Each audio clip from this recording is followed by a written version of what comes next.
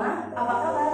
Semoga kalian senantiasa diberikan kesehatan ya, supaya kalian tetap bisa mengikuti pembelajaran dengan saya. Nah, pada kesempatan kali ini saya Tia Setiawati akan menyampaikan materi IPA untuk kelas 8 dengan materi pokok yaitu gerak pada benda dan sistem gerak pada makhluk hidup. Nah, namun pada kesempatan kali ini saya akan membahas materi tentang sistem gerak pada manusia. Nah, sebelum ke penjelasan lebih lanjut, mari kita mengenal dulu apa itu sistem gerak pada manusia. Nah, salah satu ciri makhluk hidup, dia itu dapat bergerak. Kita manusia tentu saja banyak melakukan aktivitas atau gerakan-gerakan. Contohnya berjalan, berlari, bahkan menari-nari. Bahkan ketika kalian tidur pun, kalian sering melakukan kegiatan-kegiatan atau aktivitas-aktivitas gerakan tubuh. Contohnya berguling ke kanan, berguling ke kiri, terlentang, bahkan tengkurap. Nah, semua itu tidak terjadi begitu saja, tetapi ada sistem yang menjalankannya, yaitu yang disebut dengan sistem gerak. Nah, sistem gerak ini sendiri ada organ-organ yang menjalankan sistem gerak. Sistem gerak itu terdiri dari rangka atau tulang, lalu ada otot dan ada sendi. Organ-organ itulah yang menjalankan sistem gerak pada manusia.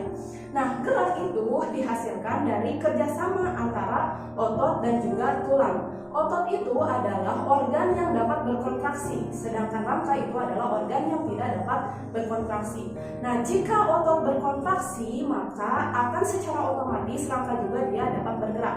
Makanya dari hal itu dapat disimpulkan bahwa gerak pada sistem makhluk hidup itu atau pada manusia itu dibedakan menjadi dua, yaitu ada alat gerak pasif atau tulang dan ada alat gerak aktif yaitu otot. Nah, sekarang kita akan membahas struktur dan fungsi pada rangka. Nah, berdasarkan letak dan susunannya, rangka itu dibedakan menjadi dua, yaitu ada rangka endoskeleton dan rangka eksoskeleton. Rangka endoskeleton dari katanya endo, berarti dia rangkanya itu terletak di dalam tubuh. Nah, biasanya rangka endoskeleton itu ada pada makhluk hidup vertebrata, contohnya pada manusia. Kalian perhatikan, adakah tulang bagian kalian yang ada di luar tubuh kalian? Rata-rata semuanya itu berada di dalam tubuh kalian. Nah, lalu untuk rangka eksoskeleton itu dari katanya exo, berarti dia berada di luar tubuh. Nah, contohnya itu biasanya ada pada makhluk hidup invertebrata atau hewan tingkat rendah. Nah, biasanya contohnya itu pada keong, siput, dan juga kepiting. Nah, semua itu biasanya terletak tulang-tulang yang ada di luar tubuh itu biasanya berfungsi untuk melindungi tubuh mereka. Nah, lalu selanjutnya yaitu tentang fungsi pada rangka. Tadi sudah dijelaskan bahwa fungsi rangka itu adalah sebagai alat gerak pasif, di mana rangka itu tidak akan bisa bergerak kalau tidak ada kontraksi dari otot. Lalu yang kedua, fungsi rangka itu adalah tempat melekatnya otot. Tadi juga sudah dijelaskan bahwa ketika otot berkontraksi, maka tulang atau rangka akan bergerak. Hal itu disebabkan karena ternyata otot itu melekat pada rangka. Lalu yang ketiga, memberikan bentuk pada tubuh. Nah, bayangkan pada kalian, tubuh kalian tidak dibentuk oleh tulang atau rangka. Contohnya saja muka kalian. Jika muka kalian tidak ada muka tengkoraknya atau tulang wajahnya, apakah akan berbentuk? Tentu saja tidak akan berbentuk. Nah, makanya tulang itu ternyata akan memberikan bentuk pada tubuh. Lalu yang selanjutnya, fungsi yang selanjutnya yaitu tulang sebagai penunjang tubuh. Saya bisa berdiri di sini karena keberadaan tulang. Jika tidak ada tulang, mungkin saja tidak bisa berdiri di depan kalian karena ternyata tulang itu bisa memberikan menunjang tubuh kalian untuk tegak. Nah, lalu untuk yang selanjutnya itu adalah tulang sebagai pelindung tubuh.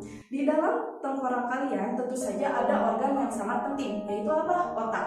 Nah, otak itu dilindungi oleh apa? Salah satunya adalah oleh tulang tengkorak.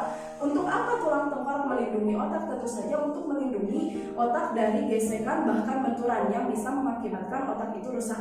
Nah, lalu untuk fungsi yang selanjutnya adalah rangka itu berfungsi sebagai penghasil sel darah. Ternyata di dalam tulang itu, apalagi tulang yang panjang, itu mengandung sumsum tulang. Ada sumsum tulang merah dan ada sumsum tulang putih. Nah, sumsum tulang merah dan sumsum tulang putih itulah yang nanti akan membentuk sel darah. Nah, untuk materi selanjutnya saya akan membahas tentang struktur tulang. Nah, pernahkah kalian memakan ayam goreng? Setelah kalian kalian memakan dagingnya, maka kalian akan menyisakan apanya? Tulangnya. Nah, jika diperhatikan, ternyata tulang itu tidak sehalus yang kalian bayangkan. Ternyata tulang itu memiliki benjolan-benjolan, bahkan lekukan-lekukan pada tulang. Nah, benjolan-benjolan dan lekukan-lekukan pada tulang itu ternyata berfungsi untuk apa? Untuk melekatnya otot. Nah, selanjutnya pada tulang itu biasanya dilindungi oleh suatu jaringan yang tebal, yang kuat menempel, yaitu disebut dengan jaringan peristem. Nah, di jaringan peristem ini berfungsi untuk pengerasan tulang atau pembentukan dan perkembangan tulang. Nah, selanjutnya di bawah jaringan peristem itu ada yang namanya tulang kompak atau disebut juga adalah tulang keras. Nah, tulang kompak atau tulang keras ini tersusun atas sel-sel tulang. Makanya kenapa tulang kompak atau tulang keras ini bisa sangat keras. Nah, sel-sel tulang itu tentu saja mengandung zat-zat sel tulang, yaitu ada fosfor, ada kapur, dan juga ada serabut-serabut elastis. Nah, di bawah tulang kompak itu biasanya ada yang namanya tulang spons. Tulang spons ini tidak sekompak atau tidak sekeras tulang kompak. Biasanya pada tulang spons ini ada lubang-lubang atau ruang-ruang yang terbuka, sehingga menyebabkan tulang spons ini lebih ringan dibandingkan dengan tulang keras atau tulang kompak. Nah, lalu di dalam tulang panjang atau tulang pipa itu biasanya ada saluran di dalamnya. Nah, saluran inilah yang mengandung banyak sekali jaringan-jaringan lemak atau yang kita kenal dengan sumsum tulang. Nah, sumsum tulang itu ada sumsum tulang merah dan ada sumsum tulang putih. Letak sumsum tulang merah sendiri biasanya di dekat dengan tulang kompak atau tulang spons. Sedangkan sumsum tulang kuning sendiri itu biasanya berada di tengah-tengah tulang. Nah, lalu untuk selanjutnya itu tulang ujung-ujung tulang itu yang benjolan-benjolan itu biasanya dilindungi oleh suatu lapisan yang sangat tebal, elastis, dan lunak. Nah, yang itulah yang sering kita makan ya. Biasanya itu disebut dengan tulang rawan atau tulang kartilago. Nah, untuk materi selanjutnya saya akan menyampaikan tentang bentuk-bentuk pada tulang. Nah, coba perhatikan tulang kalian. Pada tubuh kalian, apakah hanya terdiri dari satu bentuk tulang saja? Tentu saja tidak. Coba kalian perhatikan. Ada yang tulangnya panjang, tulang lengan atas, ada yang tulangnya kecil-kecil, pendek-pendek, bahkan ada yang tulangnya berbentuk pipih, tidak panjang dan tidak pendek. Nah, itu tulang-tulang tersebut dibedakan berdasarkan bentuknya. Ada 4 bentuk pada tulang, yaitu yang pertama ada tulang pipa, ada tulang pendek, ada tulang pipih, dan ada tulang yang tidak berbentuk atau tidak beraturan. Yang pertama, tulang pipa. Tulang pipa itu dari namanya saja dia pipa, berarti bentuknya itu seperti pipa. Kalian pernah lihat pipa? Nah, seperti itulah bentuk tulang pipa kalau diibaratkan pada kehidupan kalian sehari-hari. Nah, tulang pipa ini biasanya berbentuk bulat dan panjang. Nah, di dalam tulang pipa ini biasanya ada saluran-saluran yang tadi saya sebutkan, yaitu saluran-saluran sumsum tulang. Nah, tulang pipa ini biasanya adanya itu, contohnya itu, yaitu ada pada pergelangan tangan atas kalian atau alat gerak atas kalian seperti di sini. Itu adalah terdiri dari tulang pipa, atau di betis kalian. Nah, itu semua terdiri dari tulang pipa. Untuk lebih jelasnya kalian nanti bisa dilihat di gambar ya. Nah, lalu untuk selanjutnya adalah tulang pendek. Dari namanya saja itu tulang pendek, berarti bentuknya itu dia berbentuk pendek. Biasanya tulang pendek itu berbentuk bulat dan juga pendek.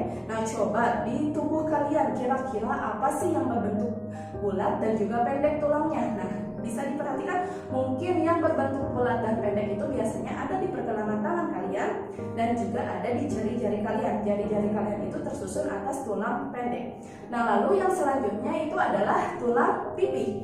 Nah, tulang pipih berarti dari namanya saja tulang pipih, berarti dia itu bentuknya berupa dataran dan pipih. Coba di tubuh kalian apa kira-kira yang bertulang pipih? Nah, yang bertulang pipih biasanya ada di tulang tengkorak kalian. Bentuknya itu adalah berbentuk pipih. Kalau tidak adalah di tulang wajah kalian. Semua itu adalah tersusun atas tulang pipih.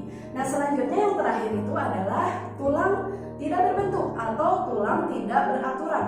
Tidak berbentuk pipa, tidak berbentuk pendek, dan juga tidak berbentuk pipi. Nah, biasanya tulang tidak beraturan ini adanya itu di tulang punggung kalian. Nah, mungkin itu saja yang dapat saya sampaikan. Dari kesimpulan pembelajaran hari ini kita dapat menyimpulkan menyebutkan bahwa sistem gerak itu terdiri dari 3, yaitu rangka, otot, dan juga sendi. Lalu ada fungsi tulang, ada struktur tulang, dan juga ada bentuk-bentuk tulang. Nah, untuk materi selanjutnya kita akan ketemu lagi ya di pertemuan selanjutnya. Semoga pembelajaran hari ini bermanfaat. Kurang dan lebihnya pembelajaran hari ini bisa kalian cari sendiri sumbernya dari yang lebih relevan, dari buku, dari modul, ataupun dari internet, ataupun juga dari lingkungan kalian. Terima kasih, tetap jaga kesehatan. Semoga kalian tetap semangat terus ya belajarnya. Assalamualaikum warahmatullahi wabarakatuh.